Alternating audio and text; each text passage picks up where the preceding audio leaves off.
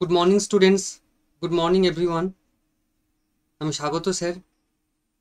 আজকের আমাদের class বান্দুরাজ and জ্ঞানের থিওরি, শিখনের কতগুলো তত্ত্ব নিয়ে আজকে আমাদের আলোচনার বিষয়। আজকের মূলত বান্দুরাজ থিওরি অ্যান্ড জ্ঞানের থিওরি নিয়েই আজকে আমরা আলোচনা করব।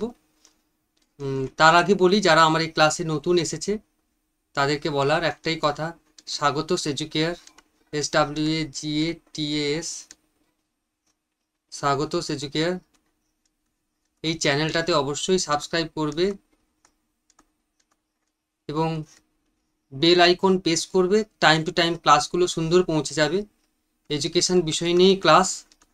আমাদের এই ক্লাসগুলো বিভিন্ন রকম কাজে আমাদের সহায়তা করবে। কেউ যদি স্কুল সার্ভিস দেয়, কেউ যদি PSC মাস্টার, স্কুল মাস্টার নিয়োগ হয়, বিভিন্ন টেট রিলেটেড, তারপরে ধরুন কেউ স্কুল কলেজ বা ইউনিভার্সিটিতে পড়ছেন, তাদের ক্ষেত্রে এই ধরনের ক্লাসগুলো খুবই প্রাসঙ্গিক বলে মনে হয় আমার। তো বান্দুরার থিওরি এবং জ্ঞানের যে থিওরি, সেটা খুব সঠিক কীভাবে উপস্থাপন করা যায় সেটাই আমি আজকের ক্লাসে তুলে ধরবো। তবে ক্লাস দেখাকালীন অবশ্যই একটা লাইক করবে। আজকের ক্লাস দেখার পর এই পুরো ক্লাসটা পাওয়ার জন্য, পিডিএফগুলো পাওয়ার জন্য চলে যেতে হবে কোথায়? একদম টেলিগ্রাম চ্যানেলে জয়েন করতে হবে। টেলিগ্রাম চ্যানেলে সব নোটসগুলো প্রোভাইড করা হয়। যা ক্লাস নিলাম সেই ক্লাসগুলো টাইম টু টাইম টেলিগ্রামে প্রোভাইড করা হয় পিডিএফ আকারে। স্বাগত এডুকেয়ার এই টেলিগ্রামটাতে জয়েন করলেই নোটসগুলো পেয়ে যাবে। আর ক্লাস তো এমনিতেই পাবে, সাবস্ক্রাইব করা থাকলে নিশ্চয়ই ক্লাসগুলো টাইম টু টাইম পৌঁছে যাবে। এছাড়া যা ক্লাস আছে, আমার অনেক ক্লাস আছে, সবাই প্লে লিস্টে চলে যাও। নিজের পছন্দ মতো এডুকেশন সাবজেক্টে যা যা আছে সেই সাবজেক্টের বিষয়গুলো প্লে লিস্ট থেকে নিয়ে নাও। 1 নম্বর, 2 নম্বর, 3 নম্বর করে ক্লাসগুলো রয়েছে। নিজের পছন্দ মতো ক্লাসগুলো বেছে নিতে পারো। তো চলো সরাসরি এখন ক্লাসে চলে যাই। বান্দুরাজ অ্যান্ড জ্ঞানের থিওরি। প্রথমেই বলি, কেউ ধরো বাজারে গেল, বাজারে গিয়ে কিছু শিখলো, মানে সমাজ থেকে কিছু শিখলো, দেখে কিছু শিখলো, পর্যবেক্ষণ, অবজারভেশন, বিভিন্ন রকমভাবে শিখতে পারে। এই বান্দুরার থিওরি তাই কতগুলো নাম রয়েছে, সামাজিক প্রেক্ষাপটে হয় বলে এর নাম সোশ্যাল লার্নিং থিওরি, সামাজিক শিখন। এর কতগুলো অল্টারনেটিভ নেম রয়েছে। মডেল লার্নিং বলা হয় এটাকে, এটাকে বলা হয় পর্যবেক্ষণের শিখন, এটা করে বলা হয় অনুকরণের শিখন, ইমিটেশন হয়, অবজারভেশন হয়, মডেলিং শিখন। আমি হয়তো কাউকে দেখলাম, কোনো একজন মাস্টারমশাইকে দেখে আমার খুব ভালো লেগেছে, তার আচার আচরণ, তার আদব কায়দা, তার পড়ানোর কৌশল আমার খুব ভালো লাগে। তো তার মতো করেই আমি আমার লাইফে অ্যাডপ্ট করলাম, আমি আমার মতো করে করলাম। আমি আমার যখন কোনো শিক্ষা দেব বা কোনো কাউকে শেখাবো, টিচিং দেওয়ার সময় আমি সেই মতো করে সেই স্যারকে অনুসরণ করে করলাম বা ম্যাডামকে অনুসরণ করে করলাম। এই যে ব্যাপারটা, তাই জন্য এটাকে বলে মডেল লার্নিং। মডেল, আমরা একটা মডেল ভেবে নিই আমার লাইফে, আমার লাইফে মডেল কে, এরকম সবাই ভাবে। সেই জন্য বান্দুরা শিখনটার আরেকটা নাম হচ্ছে মডেল লার্নিং। অবজারভেশনাল লার্নিং কি? বান্দুরাজ বলছেন, আমরা যখন আমাদের যখন লার্নিং হয়, লার্নিং কি, শিখন কি, এক কথায় পূর্ব অভিজ্ঞতা এবং প্রশিক্ষণের প্রভাবে আচরণ ধারার পরিবর্তনের কৌশলটা তো শিখন। তাহলে আগে আমি কি শিখেছি প্রিভিয়াস, এখন আমি কি জানি, এই দুটোর যে অ্যাট প্রেজেন্ট কি আছে, এই বর্তমান এবং আগে শেখার দুটো একটা আমরা কম্বাইন্ড করি। কেউ 1 2 3 4 5 6 শিখেছে, শেখার পর সে কি বলতে পারছে 1 + 2 = 3? সে কি বলতে পারছে 1 × 3 = 3? সে কি বলতে পারছে 2 + 2 = 4? এইগুলো যদি বলতে পারে, তার মানে বুঝবো তার মধ্যে 1 2 3 4 যে শেখাগুলো হয়েছে সেগুলো বাস্তব হয়েছে, প্রকৃত শেখা, মানে সে আগের শেখাটা এখনকার শেখাকে প্রভাবিত করছে। যাই হোক, এগুলো দেখতে হয়, পর্যবেক্ষণ করতে হয়। একটা বললাম, কাউকে দেখে আমাকে শিখতে হয়। ধরো প্রথম রান্না করছে মা, প্রথম কিভাবে ভাত করছে, ডাল করছে, সবজিগুলো রান্না করছে, সেগুলো দেখে দেখে দেখে আমরা আমার লাইফে আমি আবার করার চেষ্টা করি, আমরা করার চেষ্টা করি। সেই জন্য এটা পর্যবেক্ষণের শিখন বলা হয়। আর একটা হচ্ছে অনুকরণযোগ্য শিখন, ইমিটেশন লার্নিং। ওই যে অন্যেরটা দেখে অনুকরণ করলাম, ওই মডেল লার্নিং এর মতো আর কি। তারটা দেখলাম, তার মতো করে অনুকরণ করলাম। সে সে ধরো এটাকে এইভাবে লেখে, বা সে ধরো এটাকে এভাবে লেখে, বা সে এটাকে আরো সুন্দর করে লেখে। কিভাবে লেখে, তার অন্যের আমরা কোনটাকে নেবো, এটাকে নেবো, এটাকে নেবো, এটাকে নেবো, তিনজন ব্যক্তি, যেটা আমার ভালো লেগেছে সেটাকে নেবো, তাই না? তার মানে অনুকরণ করি আমরা, অন্যের দেখে শিখি। হ্যান্ড রাইটিং এইভাবেই কিন্তু হয়। যাই হোক, বান্দুরার সোশ্যাল লার্নিং থিওরি বা সামাজিক শিখনের যে তত্ত্বটা দিয়েছেন শিখন সম্পর্কে, তার তিনটে নাম আমরা জানবো। একটা হচ্ছে মডেল লার্নিং, এক অল্টারনেটিভ নাম হচ্ছে পর্যবেক্ষণের শিখন, একটা হচ্ছে অনুকরণ বা ইমিটেশনের লার্নিং। এক কথায় বান্দুরা যে শিখনটাকে কি বলেছেন, আলবার্ট বান্দুরা বলেছেন, ব্যক্তির বিকাশ সংক্রান্ত গবেষণায় সামাজিক শিখন তত্ত্বের কথা তিনি বলতে গিয়ে বলেছেন, তিনি বিশ্বাস করেন যে আমরা বেশিরভাগ আচরণই সামাজিক পরিবেশের শক্তিদায়ক সত্তার উপস্থিতিতেই পর্যবেক্ষণ করি। মানে কতটা রিইনফোর্সমেন্ট আছে সেটা একটা ভাইটাল পার্ট। এই রিইনফোর্সমেন্ট না থাকলে আমরা কোনো কাজ করতে পারবো না। অতএব রিইনফোর্সমেন্ট, এই শক্তিদায়ক সত্তা বা উদ্দীপক কতটা রয়েছে সেই শক্তিদায়ক সত্তার উপস্থিতিতে পর্যবেক্ষণ করি এবং তাকে অনুকরণের মাধ্যমে আমি আমার জীবনে নিতে শুরু করি, অর্জন করে নিই।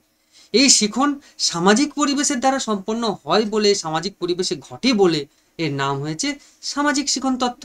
তাহলে বান্দুরার শিখন তত্ত্বটার নাম হচ্ছে সামাজিক শিখন তত্ত্ব। এটা সামাজিক পরিবেশে হয়, অন্যকে অনুকরণ করে হয়, অন্যকে পর্যবেক্ষণ করে হয়, অন্য কোনো পরিস্থিতি পর্যবেক্ষণ করে হয় বলে এটাকে আমরা সামাজিক শিখন বলি। নেক্সট, এটা সামাজিক শিখন তত্ত্বের মূল কতগুলো নীতি রয়েছে। একটা হচ্ছে পর্যবেক্ষণ, মডেলিং, শক্তিদায়ক উদ্দীপক আর অনুশীলন। শিখন করতে গেলে প্রথমে অবজারভেশন করতে হবে, পর্যবেক্ষণ করতে হবে। বিষয়টাকে ভালো করে পর্যবেক্ষণ করার পর আমি আমার মধ্যে মডেল আকারে নেব। আমি অনেক কিছু দেখলাম, কে আমার ক্ষেত্রে মডেল হবে আমি সেটাকে ডিসাইড করে নেব। মডেল হওয়ার পর এই মডেলটা হতে গেলে আমার মধ্যে একটা শক্তিদায়ক সত্তা থাকবে, রিইনফোর্সমেন্ট থাকতে হবে। শক্তিদায়ক সত্তা না থাকলে আমরা এইটাকে মডেল হিসাবে নিতে পারবো না। আমাকে কতটা প্রভাবিত করছে সেটা একটা দেখতে হবে। তারপরে এই যে কাজটা করছি, এই কাজটাকে আমাকে বারবার কি করতে হবে, আমাকে অনুশীলন করতে হবে। যে কাজটা শিখেছি, ধরো মায়ের কাছ থেকে প্রথম আমি সবজি রান্না শিখলাম, মায়ের কাছ থেকে আমি প্রথম সবজি রান্না শিখলাম, এটাকে আবার পর্যবেক্ষণ করতে হবে যদি ভুল হয়ে যায়। এভাবে চলতে থাকবে। শক্তিদায়ক সত্তাটা কি, এখানে একজনকে দেখে পর্যবেক্ষণ করে শিখলাম। ধরো মাকে দেখে আমি সবজি রান্না শিখলাম, মা হচ্ছে আমার মডেল। শক্তিদায়ক সত্তাটা কি, রান্না করার পর সবাই বলছে বাহ খুব দারুণ রান্না করেছে, তো এই প্রথমবারেই তো খুব সুন্দর সাকসেস করেছে, ওয়াও দারুণ। সে তখন আরও বেটার করার চেষ্টা করবে যে এটাকে আমি আরও অন্যভাবে করতে পারি কিনা। অনুশীলন, আবার একবার সে রান্না করবে, আবার একটা কোনো কিছু দেখবে, আবার একটা করবে, এইভাবেই চলতে থাকে। এই জন্য সামাজিক শিখন তত্ত্বের মূল 4টি নীতি রয়েছে: পর্যবেক্ষণ, মডেলিং, শক্তিদায়ক উদ্দীপক, আর একটা হচ্ছে অনুশীলন। এই তত্ত্বটাকে ভিকারিয়াস লার্নিং বলে। ভিকারিয়াস লার্নিং কি, লার্নিং থ্রু ডিরেক্ট মানে এক্সপিরিয়েন্স। কাউকে দেখলাম, কোনো একজন ব্যক্তিকে দেখে সরাসরি তার থেকে আমি নিয়ে নিলাম, ডিরেক্ট এক্সপিরিয়েন্স। এই এক্সপিরিয়েন্সটা কেমন হয়েছে, সরাসরি। এই এক্সপিরিয়েন্সটা হয়েছে একদম সরাসরি, কাউকে দেখলাম, চোখে দেখলাম, সরাসরি ফেস টু ফেস একদম দেখে আমি আমার মধ্যে অ্যাপ্লাই করা শুরু করলাম। এই জন্য এই সরাসরি দেখে হয় বলে, থ্রু দ্য ডিরেক্ট এক্সপিরিয়েন্স থেকে হয় বলে, প্রত্যক্ষ অভিজ্ঞতা থেকে হয় বলে এটাকে বলে ভিকারিয়াস লার্নিং। সামাজিক শিখন তত্ত্বের কতগুলো স্টেপ রয়েছে। এই সামাজিক শিখন তত্ত্ব হতে গেলে স্টেপগুলো কি কি, একটা হচ্ছে আচরণকে পর্যবেক্ষণ করতে হবে, ভালো করে অংশগ্রহণ করা এবং উপলব্ধি করতে হবে।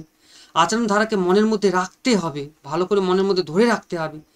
স্মৃতিকর্মে রূপান্তরিত করে সেটাকে আবার পুনরায় করতে হবে এবং অনুকরণীয় আচরণের শক্তি বৃদ্ধি করার জন্য কারো কাছ থেকে একটা ভালো ফিডব্যাক পেতে হবে এবং এটা অনুকরণ করছি, অনুশীলন করছি, বারবার চলতে থাকবে এইভাবে। যে এটা করলেই সামাজিক শিখন তত্ত্ব। এই ছিল আমাদের social learning theory, Bandura's social learning theory. এই থিওরির মূল যে পার্ট একটা রয়েছে সেটা হচ্ছে এটা মনে রাখার সহজ উপায় কি, এখানকার মনে রাখার সহজ উপায় যে এখানকার যে ধাপগুলো, স্টেপগুলো কিভাবে হয়।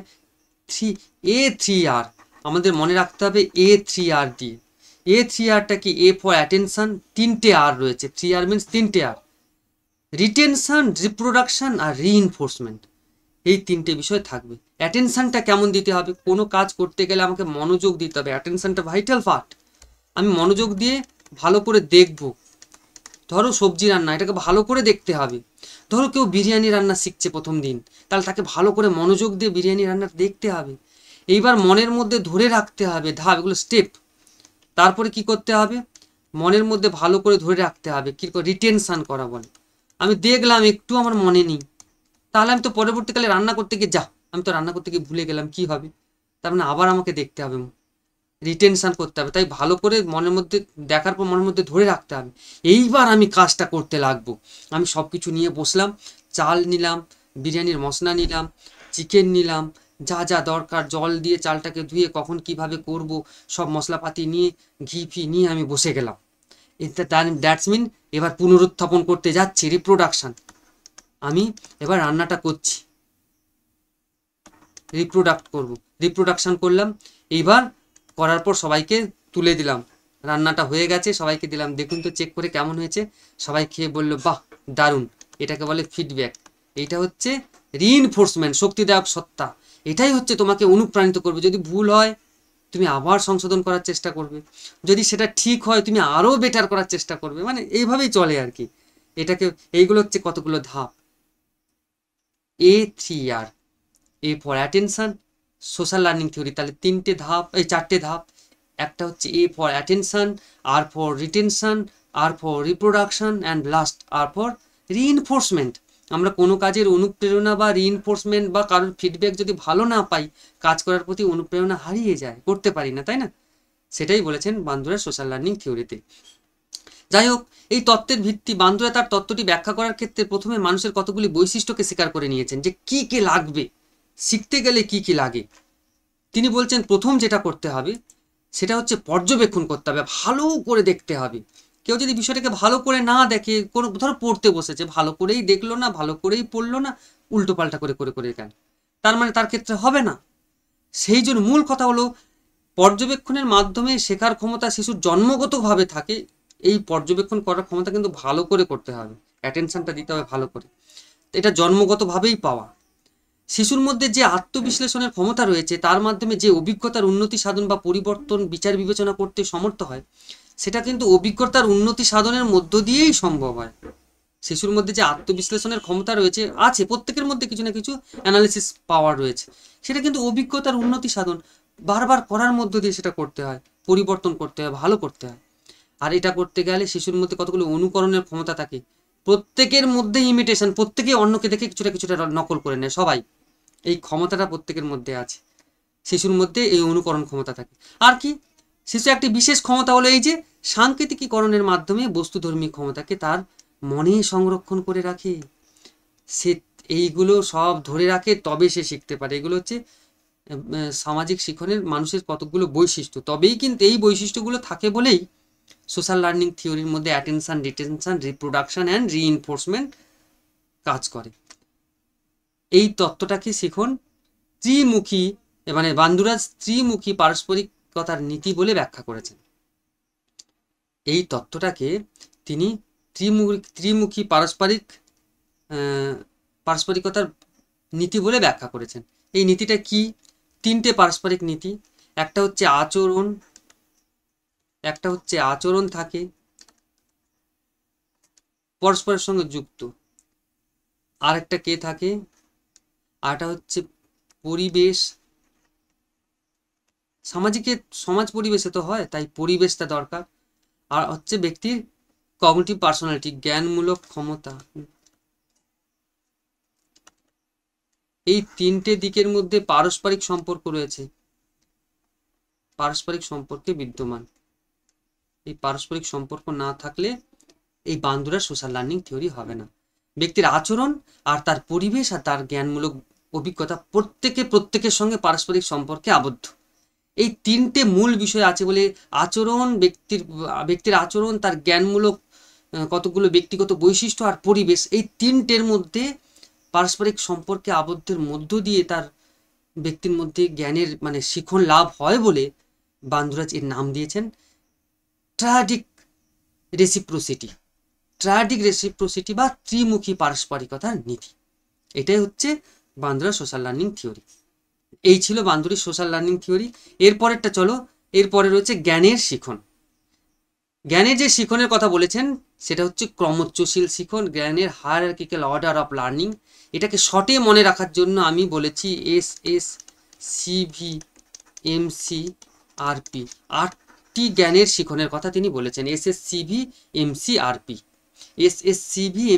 এরা মনে রাখলেই জ্ঞানের ক্রমোচ্চশীল শিখনের কথা সবার মনে থাকবে।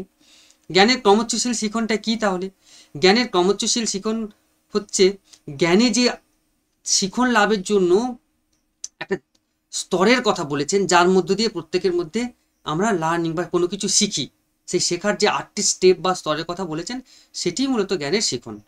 রবার্ট জ্ঞানী তিনি ছিলেন আমেরিকান শিক্ষাবিদ এবং মনোবিদ। 1956 সালে মানুষের মানসিক প্রক্রিয়াগুলির জটিলতার স্তর অনুযায়ী শিখনের বেশ কতকগুলি প্রকারভেদ করেছিলেন। সেটা মূলত 8টা করেছেন আমি বললাম, যা জ্ঞানের শিখনের নামে, যা জ্ঞানের শিখন বা জ্ঞানের হায়ারার্কিক্যাল অর্ডার অফ লার্নিং নামেই পরিচিত।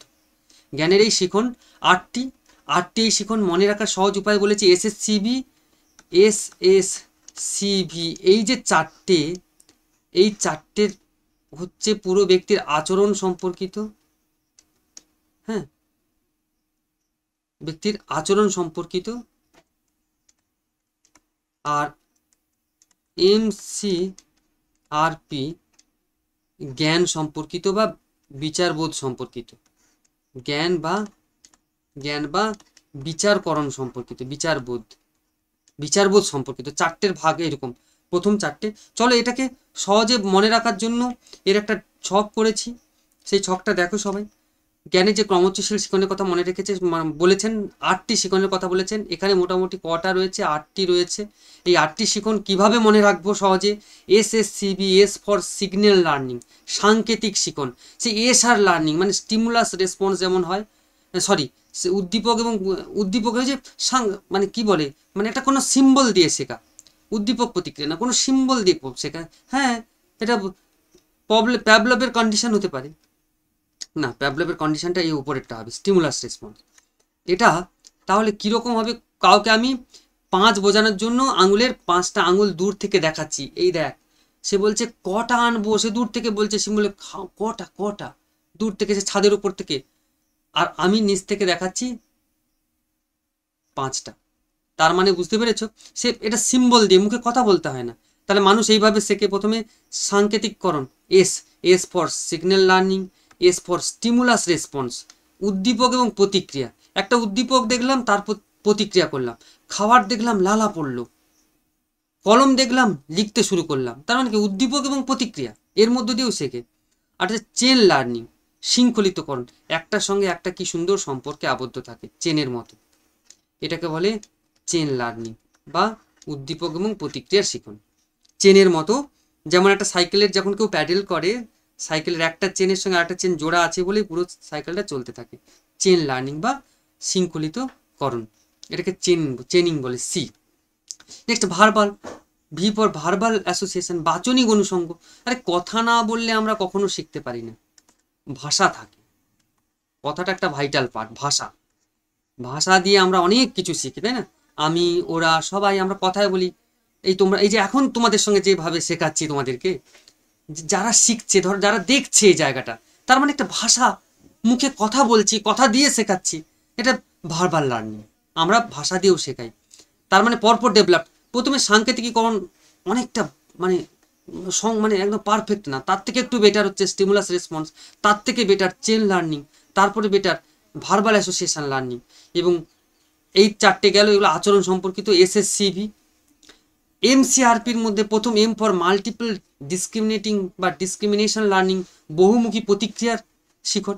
একটা উদ্দীপকের প্রতি বহুমুখী প্রতিক্রিয়া করে, উদ্দীপক একটা ওয়ান, তার প্রতি আমরা বহুমুখী প্রতিক্রিয়া করি। একই জিনিস নিয়ে বিভিন্ন রকম এক্সপ্রেশন হতে পারে। একটা কলম দিলাম, বাচ্চা ছেলে যে লিখতে পড়তে জানে না, সে এটাকে মুখে চেবাবে। একটা কলম দিলাম, যে পড়াশুনো করছে ছাত্র, সে অনেক লিখবে খাতায়। একটা কলম দিলাম একজন মাস্টারমশাইকে, তিনি সই করবেন। একটা কলম দিলাম একজন জাজকে, তিনি মানে বিচারক, তিনি বিভিন্ন রকম হাইকোর্ট, সুপ্রিম কোর্ট, তার বিচার করে সে বিচারের একটা মানে সঠিক বিচার দেওয়ার পর তিনি সই করে তার মতামত দেবেন। তার মানে দেখো, একটা কলম, বিভিন্ন রকম প্রতিক্রিয়া, তাই না? এটাকে বলে ভাষা শিখন। তো সরি, এটা বলে মাল্টিপল ডিসক্রিমিনেশন লার্নিং। একই উদ্দীপকের প্রতি বহুমুখী প্রতিক্রিয়া, এইভাবে আমরা শিখি একটা জিনিস কত রকম কাজে লাগতে পারে। সি ফর কনসেপ্ট লার্নিং, ধারণার শিখন। আমরা একটা জিনিস এমনি এমনি শিখি না, ধারণা লাভ করি। তোমাকে কলম বললাম, কলম বলার মানে কি, কলমটার বৈশিষ্ট্য কি হবে, কলমটার বৈশিষ্ট্য কি হবে, কলমটার মধ্যে বৈশিষ্ট্য কি থাকবে? সে লেখা দেবে, সে খাতায়, সাদা খাতায় লিখলে পরিষ্কার বোঝা যাবে, মেঝের উপর লেখা যাবে না। সেটা একটা লিখতে গেলে সে কলমটার ঢাকনাটা ওপেন করতে হবে, মানে একটা কলম দিয়ে কত কত কত কত ধারণা তৈরি হয়ে গেল। ঠিক একই রকমভাবে কনসেপ্ট, বিভিন্ন জিনিসের কনসেপ্ট, আমরা বাজারে গিয়ে দেখলাম চালটা উঠেছে, এটা টক, আম উঠেছে, এটা পাকা হলে মিষ্টি, টকও হতে পারে, অ্যাপেল এটা মিষ্টি হয়, খেজুর এটা মিষ্টি হয়। তার মানে কি কনসেপ্ট, প্রত্যেকটা জিনিস কনসেপ্ট ধারণা, এইভাবে বাচ্চারা শেখে। এটা অনেকটা বেটার মাল্টিপল ডিসক্রিমিনেশনের থেকে কনসেপ্ট। এবং রুলস লার্নিং, নিয়ম শিখন, একটা ধারাবাহিক নিয়ম ফলো করে শিখি। একের পর আসে দুই, দুইয়ের পর আসে তিন, তিনের পর আসে চার। আমরা 1, 4, 5, 10, 20, 100 এরকমভাবে কেউ শিখি না, কিন্তু একটা নিয়মে শিখি। 1, 2, 3, 4, 5, 6, এ বি সি ডি, ক খ গ ঘ, এইভাবেই শিখি, তারপরে কন্টিনিউয়াস শিখি। এটাকে বলছে ধারাবাহিক বা রুলস, নিয়ম, একটা নিয়ম মেনে মেনে শিখি। আমরা অঙ্ক করতে বসলাম, তার একটা নিয়ম আছে, পড়তে বসলাম, তার একটা নিয়ম আছে। তো এই কিছুদিন আগে বলছিলাম মেমোরি নিয়ে ক্লাস করতে গিয়ে বললাম সহজে মনে থাকবে কিভাবে, স্মৃতির উন্নতি ঘটাবো কি করে, যে কন্টিনিউয়াস ধারাবাহিকভাবে পড়ার দরকার নেই, গ্যাপ দিয়ে সবিরাম পদ্ধতিতে পড়ো, ভালো মনে থাকবে, এটা একটা নিয়ম। লাস্ট হচ্ছে প্রবলেম সলভিং। এখন প্রত্যেকটা স্কুলে প্রজেক্ট ওয়ার্ক দেওয়া হয়, প্রজেক্টের কাজ হচ্ছে বাচ্চারা নিজেরা করবে, সমস্যা সে সামনে পাবে, সেই সমস্যাটাকে নিজে ওভারকাম করবে, সমাধান নিজেই বের করবে। এই সেকন্ডটা একদম পারফেক্ট সেকন্ড, অনেকটা বেটার সেকন্ড। সব থাকতে হায়ার অর্ডার, যতগুলো অর্ডার এখানে রয়েছে তার থেকে ক্রমোচ্চশীল শিকনের সর্বোচ্চ পর্যায় হচ্ছে সমস্যা সমাধানের শিকন। সমস্যা আসবে, সমাধান করব, এই করেই শিখব। তো এই সমস্যা শিকনের মধ্য দিয়ে আমাদের প্রকৃত জ্ঞান লাভ হবে। আর প্রথম একদম নিম্ন পর্যায়ে রয়েছে সাংকেতিক শিকন, এটা অনেক ক্ষুদ্র, এটা সামান্য, মানুষ এর মধ্য দিয়েও শেখে, কিন্তু অনেকটা বেটার হচ্ছে তার থেকে অনেক অনেক বেটার হচ্ছে প্রবলেম সলভিং। এই শেখাটা অনেক বেশি শেখা। তাই বললাম জ্ঞানের যে ক্রমোচ্চশীল শিখন, তাহলে সহজে মনে রাখার কি, SSCB MCRP, S for signal learning, S for stimulus response, C for chaining learning, V for verbal association, MCRP multiple discrimination learning, concept learning, rules learning, and P for problem solving.